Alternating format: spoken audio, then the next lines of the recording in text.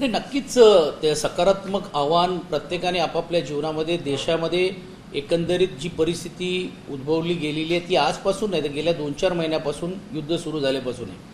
परंतु फक्त देखावापुरता करायचं की बघ काही गोष्टी आपण स्वतःहून करायचं. आता आम्ही पण एक दिवस कुठेतरी गाडी ना घेता स्थानिक स्तरावरती कुठे जर काही पूजा असेल किंवा असेल तर आम्ही ते वापरण्याचा प्रयत्न करतो. काही ठिकाणी आम्ही चालतही जाऊ शकतो किंवा जातोही. प्रश्न असा आहे की ज्या पद्धतीने तुम्ही दिशाभूल करताय, निवडणुकीच्या अगोदर एक निर्णय करता, निवडणुकीच्या नंतर तुम्ही लोकांना आवाहन करण्याचं काम करतायत आणि ह्या सर्व गोष्टी करत असताना स्टंट करण्याची काय गरज आहे. मला आश्चर्य वाटते की राज्याचे मुख्यमंत्र्यांनी बुलेट करावं एक दिवसासाठी. आता ते कुठच्या बुलेटनी फिरतायत. मग परत देशाचे गडकरी साहेब तिकडे फिरत होते, तुम्ही बघितलं असेल, ते स्वतः बसमध्ये फिरत आहेत आणि त्याच्या गाड्या पाटणं चाललेत.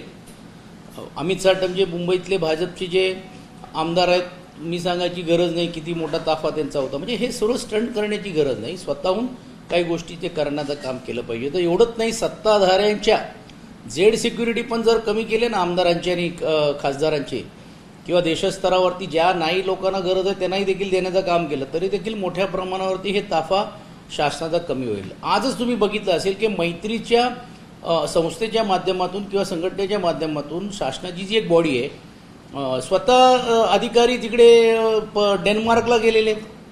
म्हणजे शासनाने मान्यता कशी दिली. ह्या सर्व गोष्टी जर बघितलं असेल तर हे फक्त दाखवायचे दात वेगळे आणि खायचे दात वेगळे. आणि यातून ही स्पष्ट भूमिका दिसते की चुका आम्ही करायच्यात आणि त्याचा पूर्ण भूदंड जे आहेत सर्वसामान्य लोकांवरती करायचं.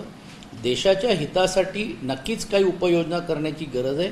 आणि हे आज नाही तर देशाचे विरोधी पक्षातले असलेले विरोधी पक्ष नेते हे वारंवार बोलवतात. त्यावेळी तुम्ही त्यांना सिरियस घेत नव्हते. त्यावेळी हेच प्रवक्ते, हेच यांचे असलेले मंत्री वारंवार छाती डोकून सांगत काही गरज नाही, काय नाही, काही तुटवडा नाही. आजही 12 दिवसाला पुरेल किंवा 18 दिवसाला पुरेल एवढाच साठा आहे. आज आश्चर्याची गोष्ट अशी आहे, काल एक मिळालेली अधिकची माहितीमध्ये की आपल्या असलेला आलेला जो साठा आहे तो रिफाईन करून आपण इतर देशांना किंवा काहींना विकण्याचं काम काही कंपनींनी केलेलं आहे. म्हणजे केंद्र सरकारची ही नेमकी भूमिका काय हे समजतच नाही आहे. जे आलेला साठा हा सर्वसामान्य लोकांना न देता रिफाईंड करून तुम्ही त्याचा विक्री करताय आणि तुम्ही एका बाजूला सांगतायत की कुठच्याही प्रकारे तुम्ही दागिने घेऊ नका, सोने खरेदी करू नका. आज काय परिस्थिती आहे सोने सराफांची. आज सर्वसामान्य जे लग्न आहेत त्यांना हे जे सोनं घ्यायचं असेल ठीक आहे, जे अपर मध्यमवर्गीय त्यांना हे परवडू शकतो, ते आज न घेता नंतर ते घेत राहतील. सर्वसामान्य माणसाच्या जीवनातला हा एक आनंदाचा क्षण असतो, तोही तुम्ही हरवून घेण्याचं काम करतायत. त्याच्यावरती तुम्ही ड्युटीज लावून अजून सोनं महाग करून न परवडणाऱ्या लोकांना आता हा स्वप्नच राहिलेलं आहे. आणि लग्न 1 वर्षानंतर काय होणार आहेत का. या सर्व गोष्टी मला असं वाटते ज्या पद्धतीने हाताळली आहेत त्यामुळेच ह्याच्याबद्दल काय प्रतिसाद द्यावं, म्हणजे ह्याला नेमकं पाठिंबा द्यायचं का विरोध करायचं, हा संभ्रम आमच्या मनामध्ये यासाठी की ही विसंगती जी करून लोकांमध्ये ठेवलेली आहे. पण एक विरोधी सक्षम पक्ष म्हणून घेऊन याबद्दलचा आवाज केंद्रामध्ये पण आमचे खासदार उचलत आहेत आणि येणाऱ्या विधान परिषदमध्ये पण आम्ही सरकारला जाब विचारल्याशिवाय राहणार नाही. परंतु ज्या पद्धतीने सर्वच मंत्री जे आहेत ते मोठ्या प्रमाणात ईव्ही गाड्या आम्ही वापरतोय असं आवाहन करतायत, नवीन ईव्ही गाड्या त्यांच्या ताफ्यामध्ये दाखल होत आहेत. सोशल मीडियावरती एक वेगळी चर्चा आहे की हे नक्की ईव्ही गाड्या सरकारच्या तिजोरीतून घेत आहेत की स्वतःच्या पैशातून घेत आहेत, हे समोर आलं पाहिजे. नाही, हे तर यायलाच पाहिजे. पण वस्तुस्थिती अशी की ईव्ही गाड्या परवडण्यासारख्या आहेत का. मला आठवते की ज्यावेळी राज्याचे पर्यावरण मंत्री म्हणून घेऊन आम्ही सरकारमध्ये असताना आदित्य ठाकरे साहेबांनी एक चांगली योजना आणली होती, ती स्क्रॅप करण्याचं काम केलं त्यांनी की तुम्हाला 2 लाख 3 लाखपर्यंत रिबेट आहे. म्हणजे आज सर्वसामान्य माणसाला जर वाटत असेल किंवा जो तो ईव्ही गाडी घेईल त्याला परवडूच शकत नाही आहे, त्याला ते घेताच येत नाही आहे. आणि म्हणून हे जे घेणारी जी लोकं जी ही कोण आहेत, ते सर्व सक्षम लोक आहेत. काहींना खिशातून मिळत असेल, काहींना शासनातून मिळत असेल. मी पाहिलं की जे पहिले वेलफेअरमध्ये फिरत होते, लेक्सेसमध्ये फिरत होते, SUVमध्ये फिरत होते, ते लगेच आता महिंद्राच्या ईव्हीमध्ये आलेले. चांगली गोष्ट आहे. पण एका बाजूला चांगल्या गोष्टी करायच्या, दुसऱ्या बाजूला टेस्लासारख्या कंपनीची महागड्या गाड्या घेऊन नेमकं तुम्ही कोणाचा हेतू साध्य करता. हे सर्व दिखावा आहे. ह्याच्यातून काहीच निष्पन्न होणार नाही आहे. आणि ह्यांचा आदर्श घ्यावं एवढी काय जनता काहीतरी बुकलेली आहेत किंवा त्यांना आदर्श म्हणून काय मानतं असं आम्हाला तरी वाटत नाही. याला जोडून एक प्रश्न होता की मध्ये आमदार प्रवीण दरेकर जे विधान परिषदेत बसत आणि विधानसभेतले आमदार मंत्री नितेश राणे यांनी ईव्ही गाडीसोबत फोटो टाकला. पण त्या दोन्ही गाड्यांची नंबर प्लेट जी ती समान आहे असं समोर आलं होतं. MH04 MN3056 अशा दोन्ही गाड्यांचे नंबर आणि रंग समान दिसले. हे आश्चर्य आहे किंवा ह्याचं त्यांनीच उत्तर द्यायला पाहिजे किंवा त्यांनी प्यार का वादा 50-50 असं काहीतरी केलं आहे का हे जनतेसमोर येऊ द्या. दुसरीकडे राष्ट्रवादी काँग्रेस पक्षामध्ये काही आलबेलं नसल्यासारखं दिसतंय. तुम्ही देखील राष्ट्रवादीमध्ये होतात. तुमच्या मित्र पक्षाच्या अशा पद्धतीने चाललेली वार्ता आहात यावरती तुमचं नक्की काय म्हणणं आहे? सुनील तटकरे असतील किंवा प्रफुल्ल पटेल असतील यांच्या संदर्भात जे काही सुरू आहे काय एकंदरीत तुमचं याबद्दल म्हणणं आहे? खरं तर ज्यावेळी संयुक्त राष्ट्रवादी काँग्रेस पक्ष आदरणीय पवारसाहेबांच्या नेतृत्वाखाली होतं त्यावेळी आम्ही सर्वच मंडळी ते पक्ष वाढवण्याच्या दृष्टिकोनातून अत्यंत मोठी भूमिका आणि या राज्यामध्ये क्रमांक 1चा पक्ष व्हावं या दृष्टिकोनातून प्रयत्न झालेले. अर्थात आता जे राष्ट्रवादीमध्ये पण गट जे 2 भाग झालेले आहेत जसं आमच्या बाबतीत झालेलं आहे तोच झालेला आहे आणि त्यातून आता तुम्हाला हे कळून चुकलेलं आहे की सत्ता ज्यावेळी आपल्याला मिळत असेल त्यावेळी सत्तेमध्येच असलेले ज्या काही गोष्टी होतात त्यात कशा प्रकारे होते. मला आश्चर्य वाटते की आनंद परांजपेंचा प्रवेश त्यांच्याच मित्रपक्षातले लोक करायला लागलेले आहेत. त्यातून हेच आपल्याला कळून चुकलेलं आहे की 2029 साली कुठचाही पक्ष एकत्रित राहणार नाही आणि मग असे ज्यावेळी एकत्रित राहणार नाही त्यावेळी अंतर्गत असे काही विषय येत आहेत का हा प्रश्न निर्माण होतो. अर्थात हा राष्ट्रवादी काँग्रेस पक्षाचा अंतर्गत प्रश्न आहे. आदरणीय तटकरेजी असतील, आदरणीय प्रफुल्ल पटेलजी असतील, हे वरिष्ठ नेते आणि अंतर्गत आहे. पण एक गोष्ट नक्की आहे की हा संभ्रम झाल्यामुळे लोकांच्या मनामध्ये जो संभ्रम आहे त्याहीपेक्षा कार्यकर्त्यांच्या मनामध्ये हा एक संभ्रम आहे की एका काळामध्ये आपण सर्व संयुक्त रीतीने जे आपण लढत होतो किंवा सुनित्राताईंच्या मागे आपण सर्वजण भक्कम रीतीने उभे असताना आज पदाच्या बाबतीत ही चर्चा का व्हावी हाही एक संभ्रम कार्यकर्त्यांच्या मनामध्ये. अवघ्या 2 दिवसाआधी सुनील तटकरेंनी शरद पवार यांची भेट घेतली. कारण अद्याप गुलदस्त होते. त्याच्यानंतर पार्थ पवार जे ते राज्याचे मुख्यमंत्री देवेंद्र फडणवीस यांना भेटून आले. त्या भेटीचं सत्र म्हणजे सुनील तटकरे त्यांच्यावर बोलत होते एवढे दिवस ते जाऊन पवार साहेबांना भेटतात. त्याच्यानंतर मग ही भेटी झाल्यानंतर पार्थ पवार मुख्यमंत्र्यांकडे दाव घेताना पवार साहेबांना भेटणं काही गैर नाही आहे आणि ते नेते आहेत आणि त्यांना निर्विवाद नेते मांडले. परंतु एक गोष्ट नक्की आहे की जे राजकारणामध्ये टायमिंग हा इम्पॉर्टंट एक असतो, महत्त्वाचा असतो. आता हे दोन्ही जे वेळ ठरवून जे भेटलेले आहेत आता तो भेट वैयक्तिक होती राजकीय होती हे काही दिवसामध्ये आपल्याला समजेल. पण एक गोष्ट नक्की आहे की कार्यकर्त्यांमधला संभ्रम हा हळूहळू दुर्दैवाने वाढतोय. त्याच्यातून आणखी एक बातमी समोर आली की राष्ट्रवादी पक्षाचा सर्व खर्च आता सुनेत्राताई आणि जय पवार जे ते हँडल करणार आणि त्यामुळे याच्यावरून टीकास्त्र विशेषतः रोहित पवारांनी सुद्धा सूर उंचवलेला आहे. त्याच्यानंतर अशी चर्चा आहे की काही अजित पवारांच्या पक्षातील आमदार जे ते शरद पवारांकडून मदतीचे हात मागतात. बघा एक गोष्ट नक्की आहे की त्यांच्या पक्षातला जसं कार्यकर्ता तसं नेता आणि आमदार हाही हवालदिल झाले. कारण आदरणीय अजितदादांची भरपाई ही कोणी करू शकत नाही. परंतु सुनेत्राताई आणि वहिनी आल्यानंतर नक्कीच त्यांना वेळ द्यावा लागेल.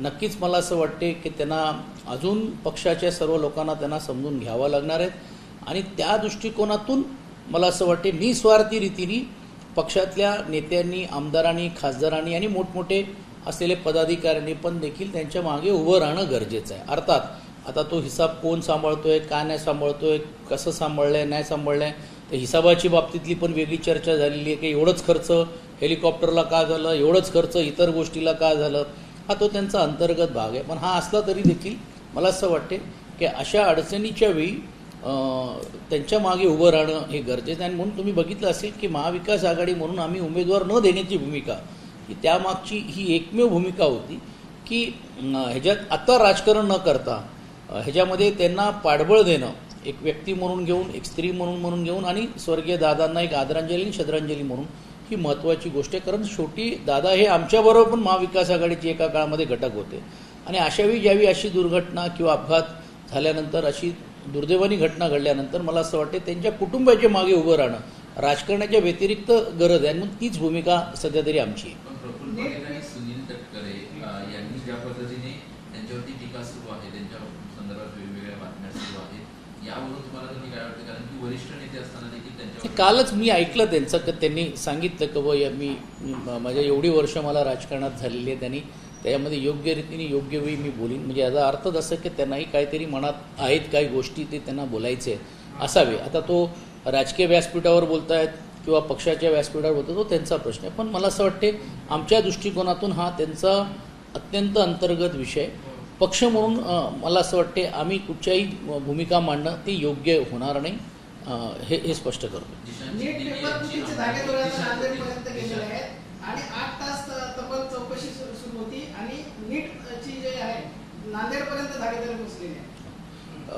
एक जे तुम्ही म्हटल्याप्रमाणे की एबी फॉर्म एका व्यक्तीचा होता आणि तो नव्हता, हा तांत्रिक मुद्दा आहे. पण मला असं वाटतं याच्याबद्दल अमोल मेटकरी जी तुम्हाला अजून अधिकची माहिती देतील. पण जिशान सिद्दीकी यांची 30 तारखेला एबी फॉर्म भरला, त्याच्यावरती प्रदेशाध्यक्ष म्हणून सही आहे त्यांची आणि 29 तारखेला नाही म्हणून हा तांत्रिक मुद्दा उपस्थित कदाचित होऊ शकतो. मी म्हटल्याप्रमाणे की याबद्दल जास्तीत माहिती अमोल मेटकरी जी देतील. आपण म्हटल्याप्रमाणे नीटची चौकशी ही परिपूर्ण व्हायला पाहिजे आणि हे अत्यंत दुर्दैव आहे की हे जे धागेदोर हे महाराष्ट्रातून मिळत आहे.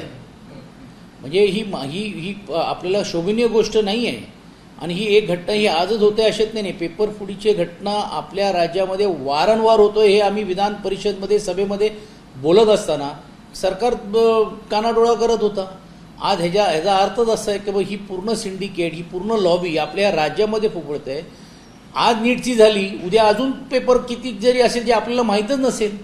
हे तर माहिती पडल्यानंतर आलेले आहेत हो. पण अनेक अशा ज्या पेपर फुटी झालेल्या आहेत त्याची चौकशीचा अजून अहवाल आलेला नाही आहे. राज्यामध्ये वारंवार या गोष्टी होतात आणि नीटची चौकशी होत असताना राज्यातले लोक आणि प्राध्यापक याच्यामध्ये पकडले जाणे हे मला वाटते महाराष्ट्रासाठी शोभनीय नाही आहे. आणि म्हणून याबाबतीत ती अधिक माहिती घेणं गरजेचं होतं.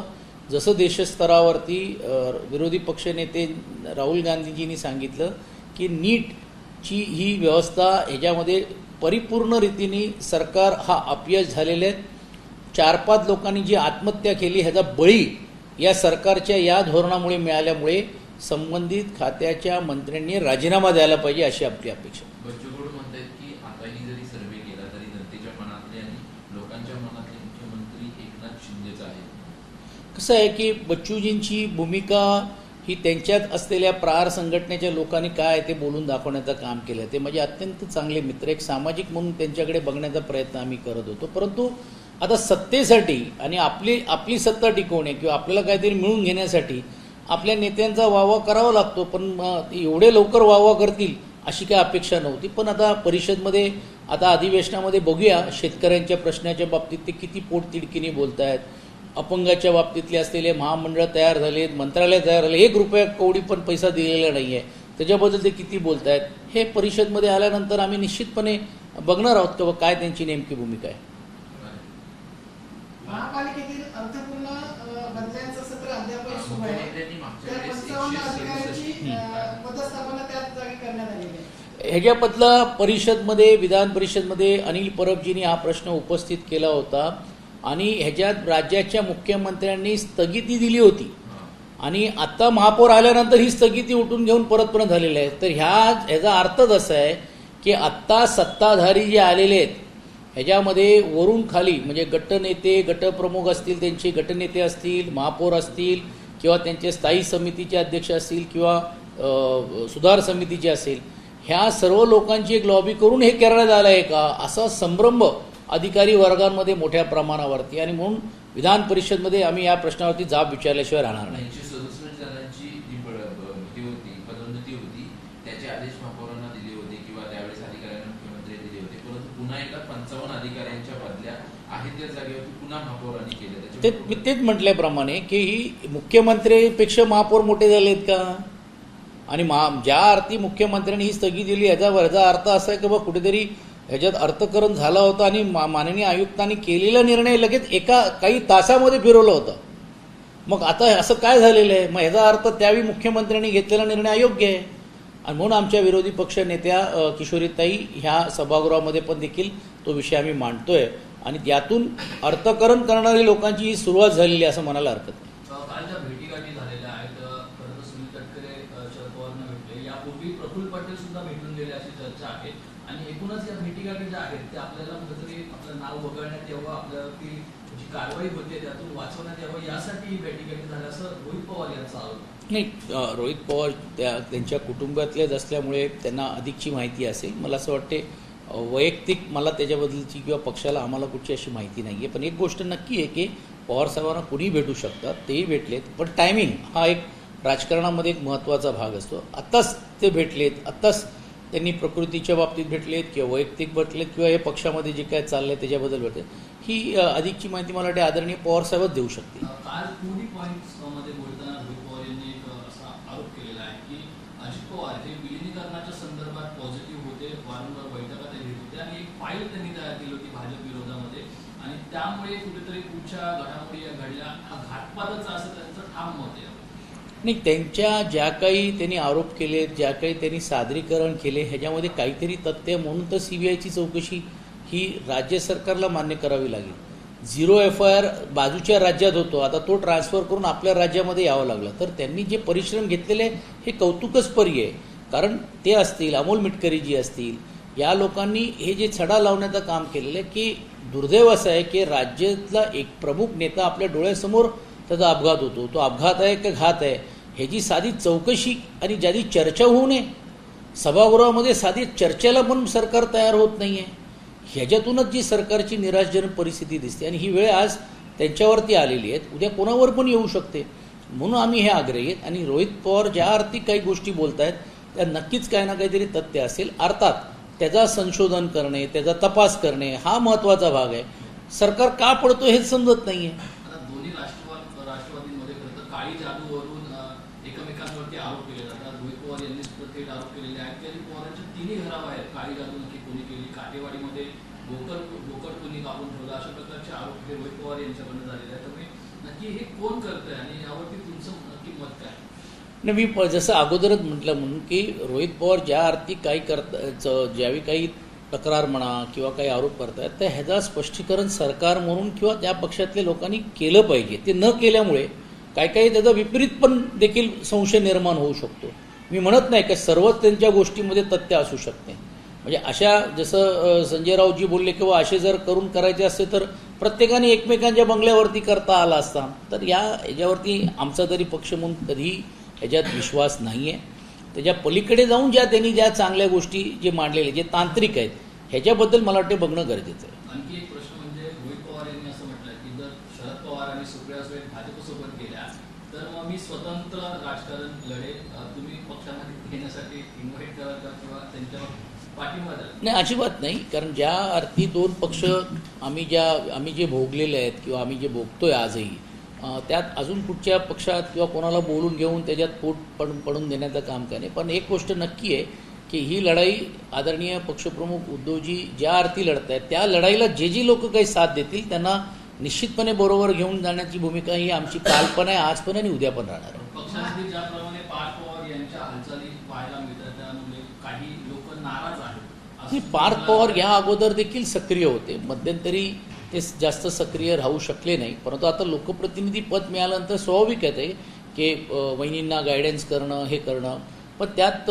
थोडा संयम ठेवणं हे गरजेचं आहे. त्यांनी त्यातून सर्व ज्येष्ठांना विश्वासात घेणं गरजेचं आहे आणि मला असं वाटतं ते योग्य रीतीने योग्य वेळी ते करतील. आणि त्यांचा अनुभव जसं दादाने एका इंटरव्ह्यूमध्ये बोलून दाखवण्याचं काम केलेलं आहे की असं काही ते आजच आले अशातला भाग नाही. एक लोकसभेची निवडणूक पण त्यांनी लढवलेली आहे. पण अर्थात थोडा संयम आणि थोडा वेळ हे त्यांना द्यावंच लागणार आहे. त्यांना सल्ला सुद्धा दिला की हलके कान ठेवू नका. आणि कसं आहे की राजकारणामध्ये हे कोणीच ठेवता कामा नाही आहे. पण मला व्यक्तिशः असं वाटते की रोहित पवार ज्या अर्थी बोलतात म्हणजे त्यांना अधिकची माहिती आहे. कारण त्यांना किचनमधल्या माहिती असतात. सध्या आम्ही गार्डनच्या बाहेरची माहिती आम्हाला असल्यामुळे त्यामध्ये आम्हाला बोलणं उचित नाही. मागच्या अनेक दिवसांपासून पुण्यात जे काही चालू आहे, कोयता गँग असेल, नरसापूरची घटना असेल, महिलांवरचे अत्याचार असतील, त्यावेळी कुठल्याही मंत्र्यांची तिथे व्हिजिट झाली नाही. पण आज स्वतः मुख्यमंत्री देवेंद्र फडणवीस काही लोकार्पण, अॅग्रोथॉनचं पारितोषिक वितरण सोहळा कार्यक्रम आणि जंगली महाराज येथे संभाजी महाराजांच्या पुतळ्याचा या कार्यक्रमासाठी पुण्यात असणार आहे. काय आलंय, पुण्याकडे कायदा आणि सुव्यवस्था म्हणून पूर्ण रीतीने दुर्लक्ष झालेलं आहे. अपघाताची चौकशी झाली नाही, ड्रिंक अँड ड्रायव्हिंगचं झाले नाही, ड्रगचा मोठा रॅकेट ससून हॉस्पिटलपर्यंत पोचला, तो आरोपी तिकडनं बाहेर निघून घेऊन तस्करी करतो तरी देखील पाहिलं नाही. आता कोयता गँग, नवीन गँग कशा प्रकारे होतं हे रोज तुम्ही टी व्हीवरती बघताय. म्हणजे दुर्दैवाने असं म्हणावं लागेल की पुन्हा ही एका काळामध्ये शैक्षणिक हब म्हणून ज्यावेळी बघत होते आणि आज देशभरातली जी लोकं येत आहेत आणि एक छवी जशी मुंबईच्या नंतर पुण्याच्या बाबतीतली आणि महाराष्ट्राची निर्माण होते, आज ती दुर्दैवानी छवी ही कायदा आणि सुव्यवस्थेमुळे बिघडत चाललेली आहे. आज पालकमंत्री आहेत, ताई आल्या आहेत, त्यांना आता त्याच्यातला अनुभव आता हा नवीन आहे त्यांना, पण राज्याचे मुख्यमंत्री हे राज्याचे गृहमंत्री पण आहेत ना, का ह्या लोकांना पाठीशी घालतायत? आणि स्वाभाविक आहेत, मग काही लोकांचे फोटो मंत्र्यांबरोबर येत असतील, काही लोकांना निवडणुकीमध्ये वापर केलं गेलं असेल, काही लोकांना निवडणुकीमध्ये उमेदवारी दिल्यामुळे हे सर्व परिणाम भोगावे लागत आहेत. त्यांना भीतीच राहिली नाही आहे सरकारची आणि प्रशासनाची. या बाबतीत कायदा सुव्यवस्था पूर्ण रीतीने पुण्याची अत्यंत बिकट होत चाललेली आहे. राज्याच्या मुख्यमंत्र्यांना परत आम्ही आवाहन करतो की आता तरी डोळे जरा नीट उघडून हे सर्व प्रकरण बघा, कारण हे जे वाढते तुम्ही एक नवीन पिढी बर्बाद करण्याचं काम होणार आहेत. कारण आता तिकडे स्लम छोटे छोटे आहेत, मुळशी असेल किंवा बानेर असेल किंवा आजूबाजूचा चाकण, खेड, आळंदी, हे इकडे नामचीन असलेले हे जी शहरं जी आहेत, अशा काही गोष्टीमुळे हे बदनाम करण्याचं काम काही लोक करत असताना कायदा सुव्यवस्था आहे की नाही हा संभ्रम लोकांच्या मनामध्ये निर्माण झाला आहे. कारण जमिनीची किमती वाढल्यामुळे तिकडे नवीन होऊन गँग वॉर तयार होतील अशी परिस्थिती पुणे जिल्ह्याची झालेली आहे. ड्रग्स प्रकरणावरून राजू शेट्टीने फडणवीसांवर गंभीर आरोप केलेला आहे. महाराष्ट्राचा उडता पंजाब झाला असं त्यांनी म्हटलं. आणि नक्कीच ज्या पद्धतीने तुम्ही बघितलं असेल, काल पण जिहादीवरून तिकडनं मिळालेल्या ड्रग्स आपल्याला सापडल्या देशामध्ये, त्याचे डायरेक्टली इनडायरेक्टली सूत्र महाराष्ट्रातून होत आहेत. आम्ही ज्यावेळी त्यांना प्रश्न विचारला होता गेल्यावेळी आणि आम्ही त्यांना सांगितलं की ह्याला सिंडिकेट म्हणून घेऊन आंतरराष्ट्रीय स्तरावरती तुम्हाला ह्याच्यात घेऊन जाण्याचं काम केलं पाहिजे. अनेक फॅक्टरीज आहेत, अनेक जे लोक आहेत हे आहेत, पण ह्याला कुठेतरी राजकीय आसरा असल्याशिवाय ही मंडळी एवढी काही धाडस करू शकत नाही. आणि म्हणून तुम्ही बघितलं असेल की या ज्या कारवाई झालेल्या ह्या पकडल्या गेलेल्या कारवाई, पण अशा अनेक ड्रगचे साठे जे आहेत ते मिळालेले नसतील किंवा ते गेलेले आहेत त्याच्याबद्दलचं काय ह्याच्या बाबतीत कोणीच बोलत नाही आहे. आणि म्हणून जसं राजू शेट्टी बोलले, दुर्दैवाने तशी परिस्थिती आज जरी नसली तरी देखील उद्या होण्याची शक्यता नाकारता येत नाही. मराठा आंदोलक मनोज जरांगे पाटील 30 तारखेला पुन्हा एकदा बसणार आहेत. आणि या अगोदरच आम्ही सांगत होतो जरांगेजींना की हे जे काही सरकारने तुम्हाला देऊ केलेलं आहे ही एका प्रकारे धुळफेक आहे आणि कुठच्याही प्रकारे हे तुम्हाला फक्त तुमचं आंदोलन संपवण्यासाठी हे चाललं आहे. त्याच्यात ते निश्चितपणे यशस्वी झाले. म्हणून तुम्ही बघितलं असेल की निवडणूक पुरता हा त्यांचा सरकारचा स्टंट होता. आज राज्याचे मुख्यमंत्री, माजी मुख्यमंत्री दोघांनी शपथा घेऊन सांगितल्या होत्या आणि म्हणून त्यात निश्चितपणे त्या समाजाला निराशाची परिस्थिती निर्माण झाल्यामुळेच आदरणीय जरांगे पाटील साहेबांना हा परत एकदा आंदोलनाचा मार्ग स्वीकारावा लागतो, हे दुर्दैवी आहे.